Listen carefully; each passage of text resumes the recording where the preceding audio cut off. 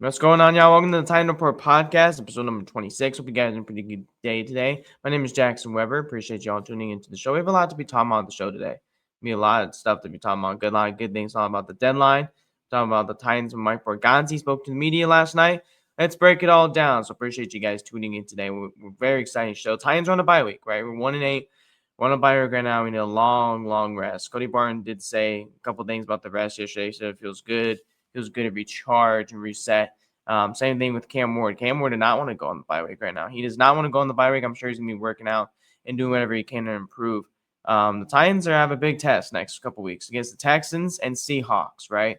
Now, the thing about the Texans, though, is that even though if they're struggling, Titans did lose to them early on. We already lost to the Texans, and now we get to play them at home. So my whole thing to the Texans is that I think the Titans can take care of them this time around.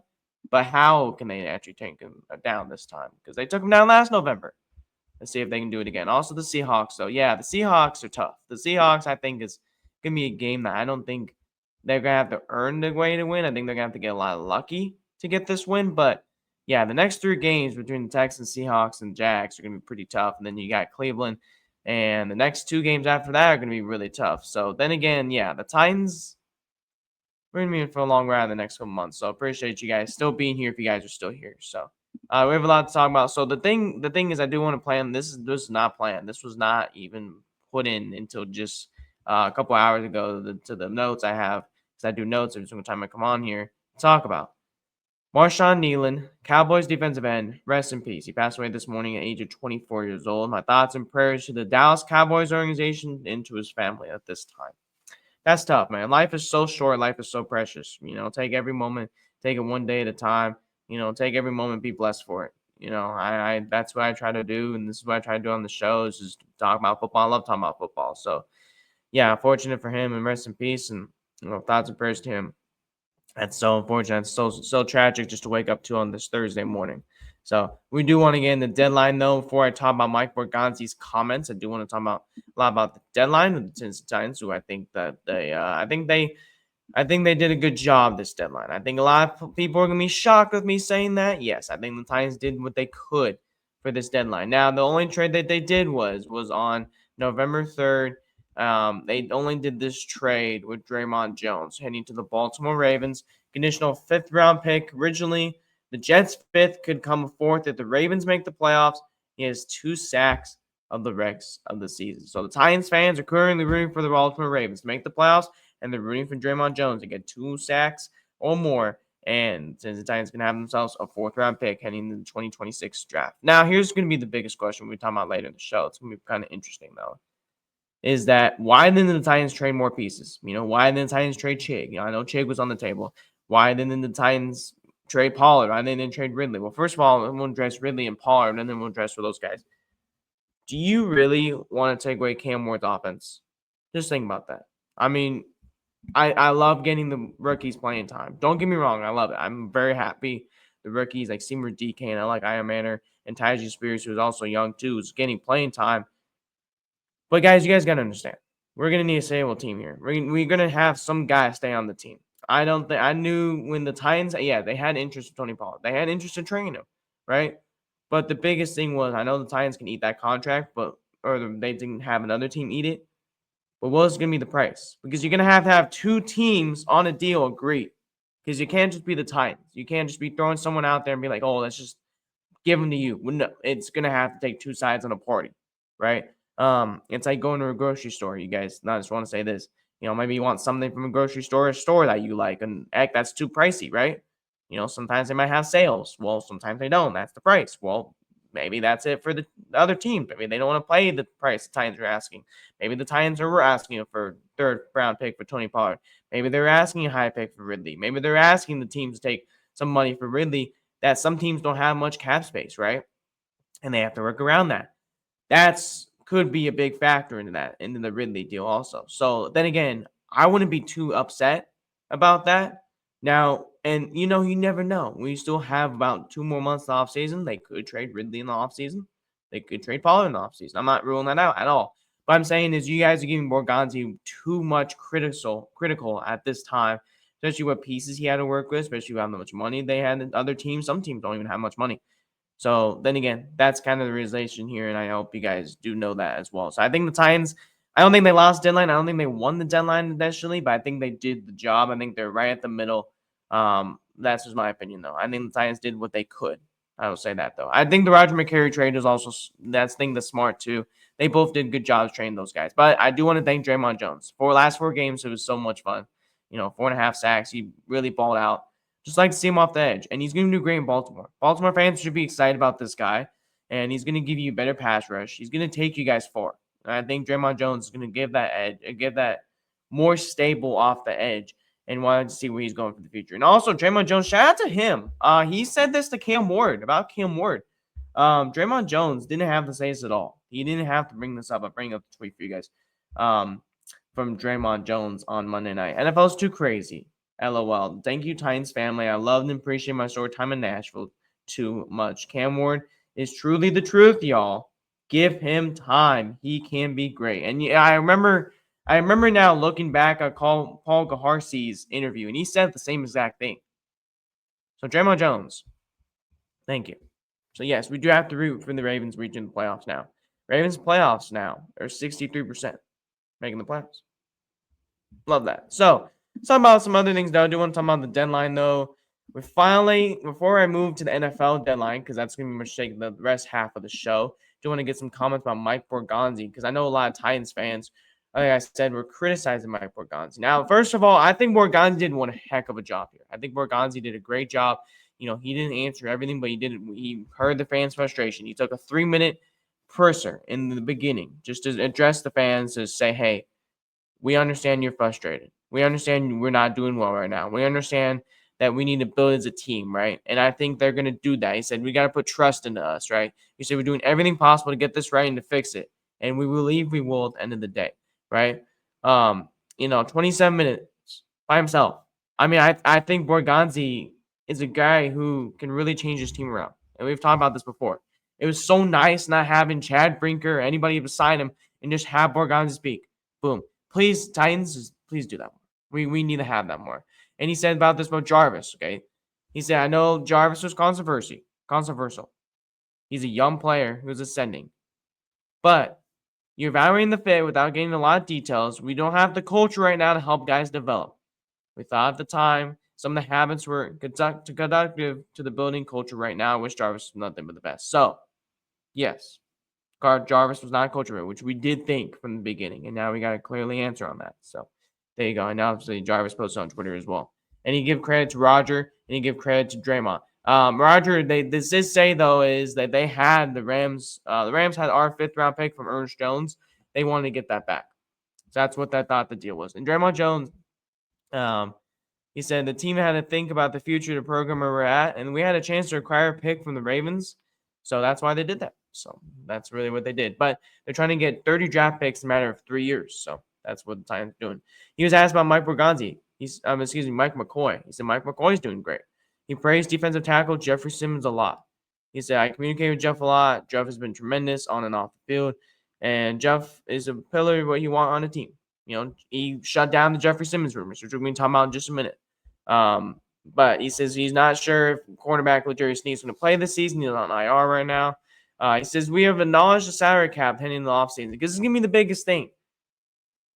Do the Tennessee Titans want to buy again like they did with Rand Carthon and have this whole screw up again?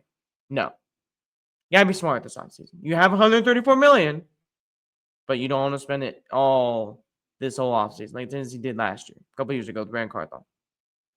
So, and he basically says we have a lot of cap space. You have to stay disciplined to it too. In the future, we want to draft guys, develop guys, but the opportunity to see if a player that's going to help us in at that position, we're going to attack it. So, offensive line could be a big thing in the Titans offseason they could be addressing. Edge could be a big thing in the offseason they could be addressing. Receiver, they could be addressing that in the offseason in the draft. Oh, heck yeah. Especially in the draft. Cornerback room. Oh, yeah. That's going to be one of the positions that you're going to have to address mostly in the offseason, but in the drafting, probably draft 1 or 2 of them as well. But he's willing to build a culture here. If you're not listening to the interview, I would try to get at least 27 minutes of your time of your day. If you have time, go listen to it. Just it's worth it. That was one of the best interviews I've seen in a long, long, long time. So the biggest thing I do want to bring up though is, and this is gonna be the biggest question. If you're Mike Borgonzi and you're sitting in the Titans front office right now, let's just say you're in a suit and you're a tie and you're sitting there. Would you trade Jeffrey Simmons? Would you entertain offers for Jeffrey Simmons? That's gonna be the biggest question. I don't think so as of right now, but I want to hear you guys' thoughts and opinions. My thing about Jeffrey Simmons is when you're rebuilding at this point, I think future they will have to unfortunately have to evaluate it. They're gonna have to unfortunately look at it.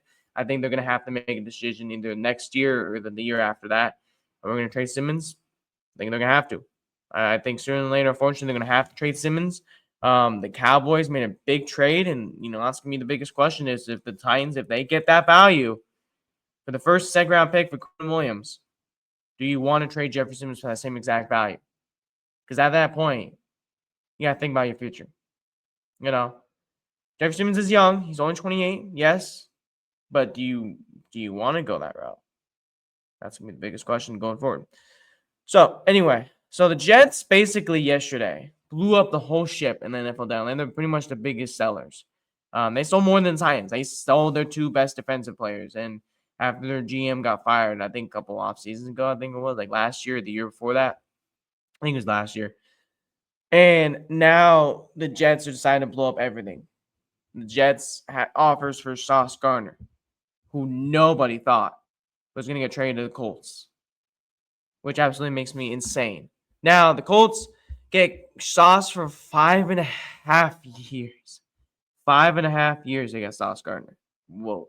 So the Colts got Sauce, and then the Jets got Donai Mitchell and 2 first-round picks. I love this move for the Jets. I think this is the Jets. You can't pass up on that move. You simply just can't. If you get offered 2 first-round picks, you're done. Boom.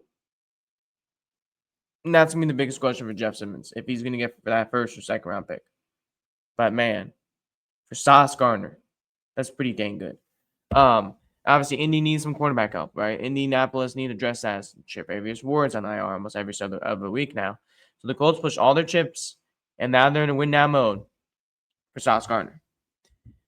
So that's that. It's gonna be really interesting, obviously. New York gave up 2 first-round picks.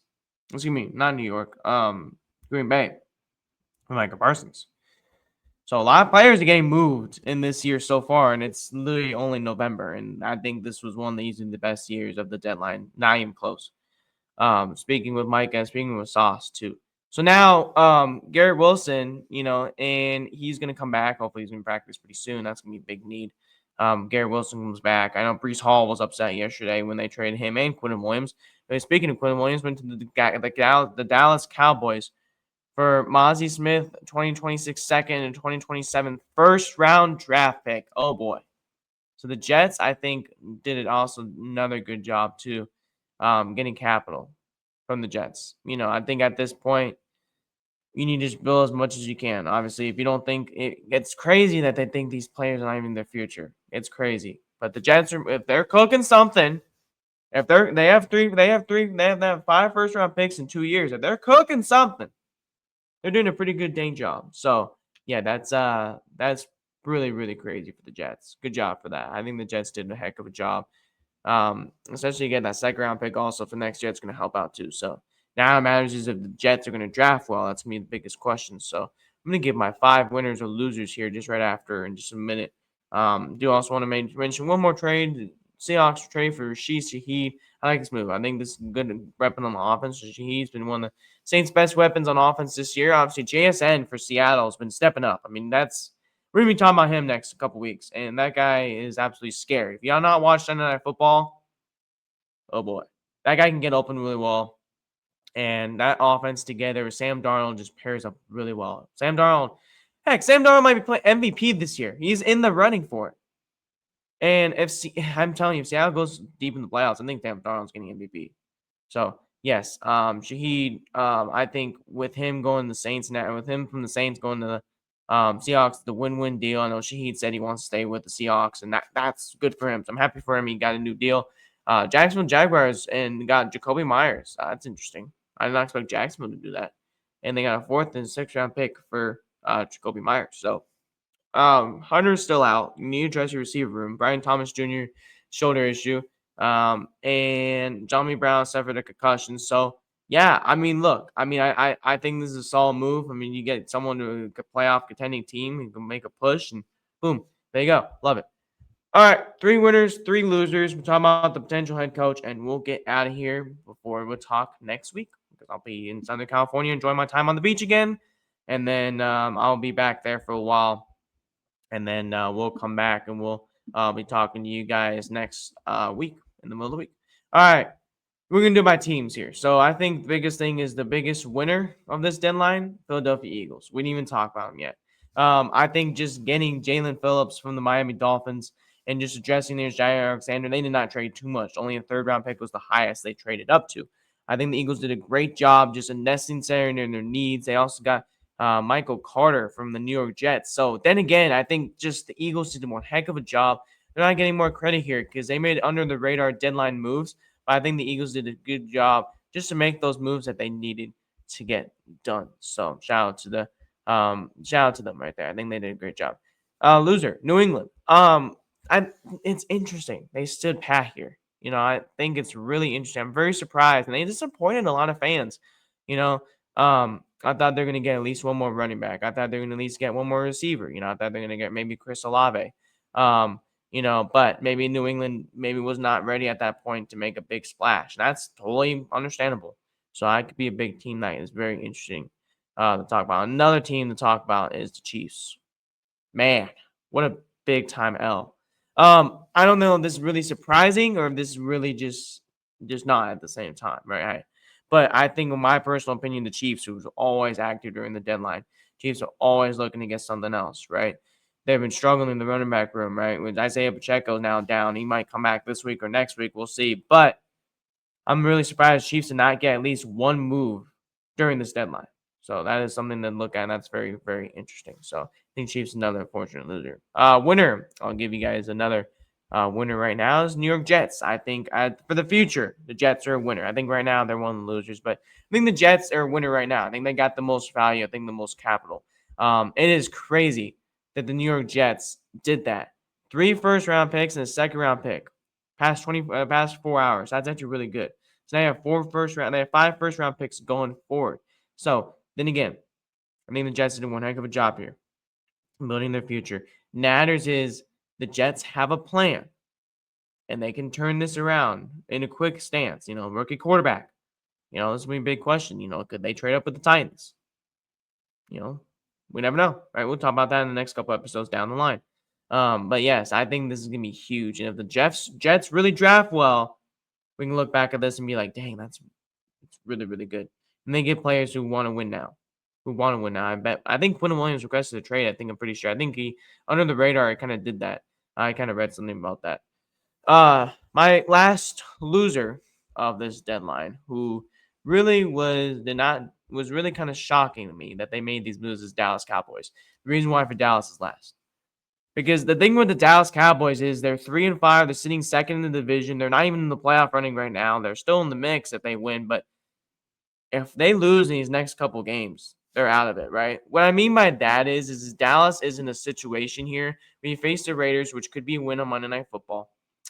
And then and then you got the Eagles, and then you got the Chiefs. They're on a bye this week, right? Which is good for them.